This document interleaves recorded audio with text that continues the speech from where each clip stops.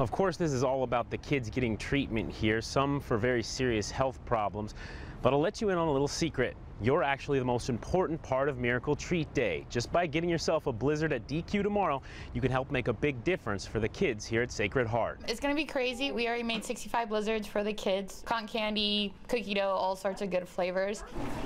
Armed with coolers and lots of delicious ice cream, Rebecca Geno and the DQ crew were on a mission this morning at Sacred Heart. There you go. Thank you. You're welcome. We're excited because this is actually the first time we've ever actually been able or invited to do this, so we're really excited to actually see the kids' faces. We always wonder what it looks like when we're making the blizzards. We never see the end process to it. That part of Miracle Treat Day may be just as sweet for these Dairy Queen delivery girls as the ice cream is to these kids.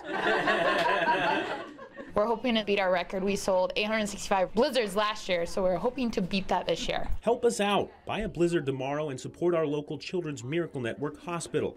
Reporting at Sacred Heart, Casey Lund, KXLY 4 News.